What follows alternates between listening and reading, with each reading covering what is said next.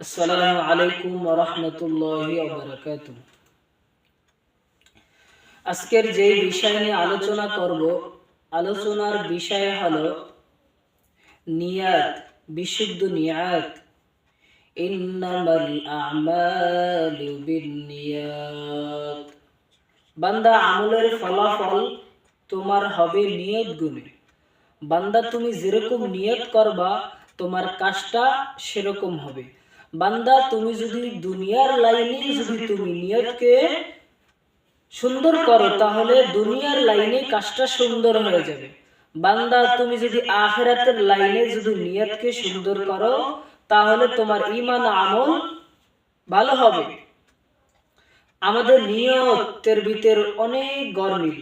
আমরা নামাজ পড়ি, রোজা রাখি, হজ করি, যাকাত দেই, আল্লাহ তাআলার যত হুকুম আহকাম যা পালন করতে আমাদেরকে বলছেন আর যা থেকে আমাদেরকে বিরত থাকতে বলছেন, আমরা নিয়তকে যদি সুন্দর করি তাহলে আমরা যদি অল্প আমল করি, অল্প আমলেই নাজাতের জন্য যথেষ্ট হবে। আখলিস দীনাকা ইয়াকফিকাল আমালুল কলিল। তোমার ঈমানকে খাঁটি করো এবং অল্প আমলেই নাজাতের জন্য যথেষ্ট হইবে। আমরা অনেক আমল করি কিন্তু অথচ আমাদের নিয়ত ঠিক নাই। আমরা যখন নামাজ পড়তে যাই, আমি যদি এলাকার চেয়ারম্যান হই, মেম্বার হই, আমি যদি মন্ত্রী হই, আমি যদি নামাজ না পড়ি তাহলে কেমন দেখায়? আমি যখন সবার সামনে নামাজ পড়ি তখন নামাজ পড়তে সময় লাগে কত? 6 থেকে 7-8 মিনিট। 6 থেকে 7-8 মিনিট সময় লাগে। 6 থেকে 7-8 মিনিট সময় লাগে।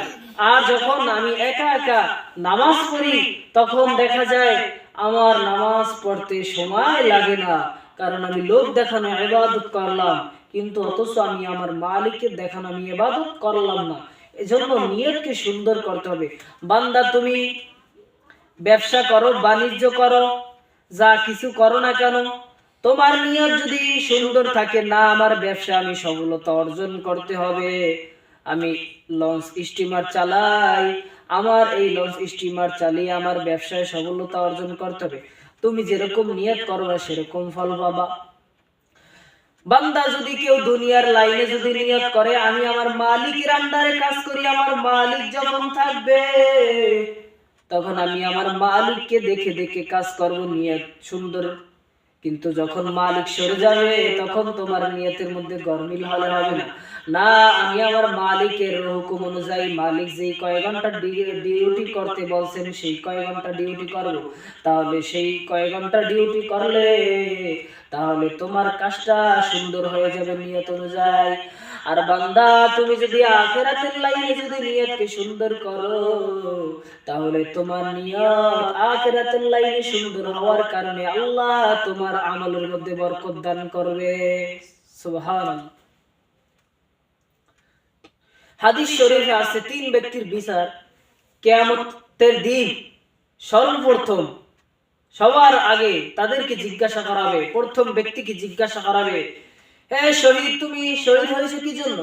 বলবে, আল্লাহ তোমাকে দেখানোর জন্য আমি শহীদ হয়েছি, তোমার রাস্তায় আমি শহীদ হয়েছি, যুদ্ধ করেছি। আল্লাহ আল্লাহ বলবে, মিথ্যা কথা।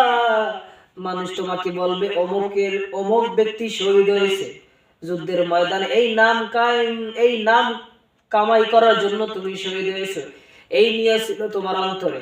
তুমি আমি আল্লাহর কাছে কিছুই পাবা না, তুমি জাহান্নামে চলে যাও,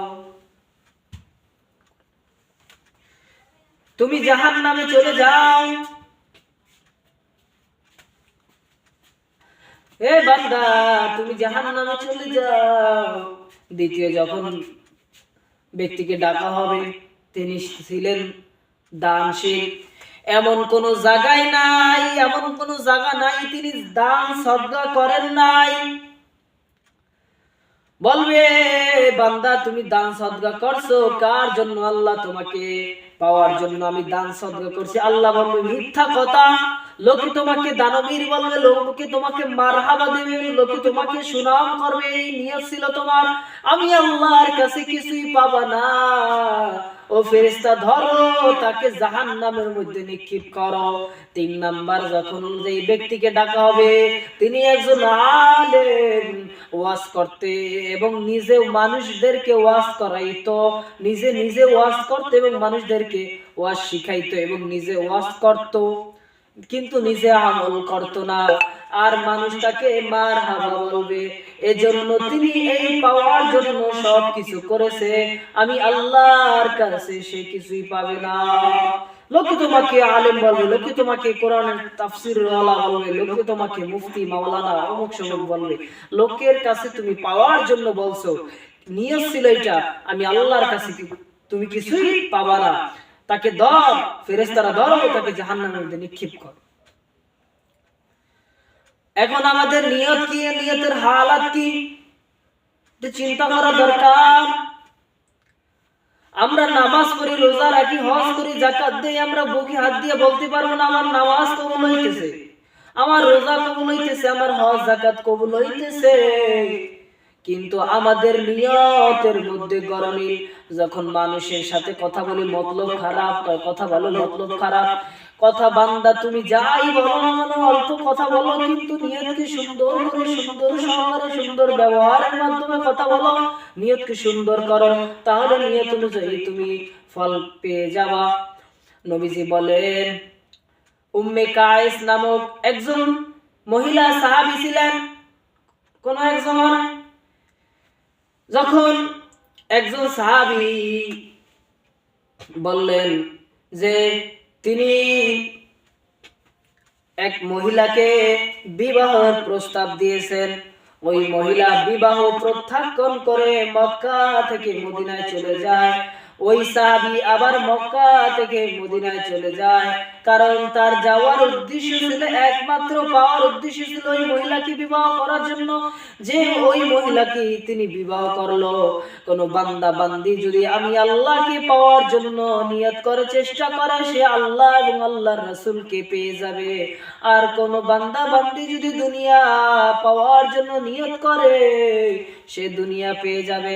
আমাদেরকে উভয় জাহানের জন্য কাজ করতে হবে। মাঠে যাই, ঘাটে যাই, যেখানে যাই না কেন আমাদের নিয়তকে সুন্দর করব। আমাদের নিয়তের মধ্যে গরমিল। আজকে যে কারণে আমরা শান্তিতে নাই, ঘরে শান্তি নাই, বাইরে শান্তি নাই, কোথাও শান্তি নাই। বান্দা তোমার নিয়ত যদি সুন্দর হয়, ইখলাস ওয়ালা নিয়ত হয়, তোমার নিয়ত যদি ভালো হয়, আল্লাহ তোমার এই নিয়ত উসিলায় তোমাকে পার করে দেবেন। বান্দা তোমার বেশি আমল করা দরকার নাই, যদি অল্প আমল করো, যদি নিয়তকে তুমি যদি খাঁটি করতে পারো, তাহলে তোমার এই নিয়ত উসিলা আল্লাহ তোমাকে মাফ করে দেবেন। সুবহানাল্লাহ। তাই আমরা সর্ব অবস্থায়, সর্বহালতে যেখানে থাকি না কেন, আল্লাহ তাআলার জমিনে আল্লাহ তাআলার দ্বীন কায়েমের জন্য সব সময় আমরা সংগ্রাম করে থাকব এবং নিয়তকে সুন্দর করব। একদল যুদ্ধের ময়দানে, একদল যুদ্ধের ময়দানে মার খাবে, আরেক দল ঘরে বসে জিকির আজকার করবে না। অনেকে যখন দেখা যায়, যখন ইসলামের জন্য কোরআন হাদিসের পক্ষে বিপক্ষে যখন কথা বলে এক একজনে, তখন কিছু লোক কোরআন হাদিসের বিপক্ষে যারা কথা বলে তাদের বিরুদ্ধে প্রতিবাদ করতে যে অনেকে মার খায়, আর অনেকে কি করে, অনেকে কি করে বসে থাকে, কি যে না আমার যাওয়া দরকার নাই, আমি মার খামো, আমার শরীর কেমন হয়ে যাবে, এই ডরে যায় না। তোমার নিয়তকে সুন্দর করতে হবে। না আমার ভাই মার খায়, আমার নিয়তকে শুদ্ধ করতে হবে, আমি মরি মরি তবে ইসলামকে বিজয় করে ছাড়বো ইনশাআল্লাহ। তাই যেই বিষয় নিয়ে কথা বললাম নিয়ত সম্পর্কে, কারণ আমরা নেক আমল করি, আজকে আমাদের নেক আমল নাই। এটাও কথা যে আমরা নেক আমল থেকে আজকে দূরে সরে যাইতেছি, আমরা সময়কে অনর্থক নষ্ট করে দিতেছি মোবাইলের পিছনে, বিভিন্ন অনর্থক সময় আমাদের নিয়ত কি, আমরা আমার পাশে মোবাইল আছে, এমবি আছে, যদি নিয়ত করি আমি একটা গান দেখবো, ছবি দেখবো, কেউ দেখবে? কেউ দেখবে না। দেখবে কে? আল্লাহ। আবার যদি নিয়ত করি আমি যদি মোবাইল দিয়ে যদি ভালো কিছু দেখি, তাও দেখবে কে? আল্লাহ। কেউ যেটা দেখে না সেটা দেখে কে? পৃথিবী না জানুক আমি তো জানি, আমি কি পাপ করেছি হায়, আমার পাপের করলে বিচার, বাঁচার আমার নাই উপায়। দয়াময় প্রভু মাফ করো আমায়, মাফ করো আমায়। পৃথিবী না জানুক আমি তো জানি, আমি কি পাপ করেছি হায়। তাই আমরা সর্ব অবস্থায় সর্বহাল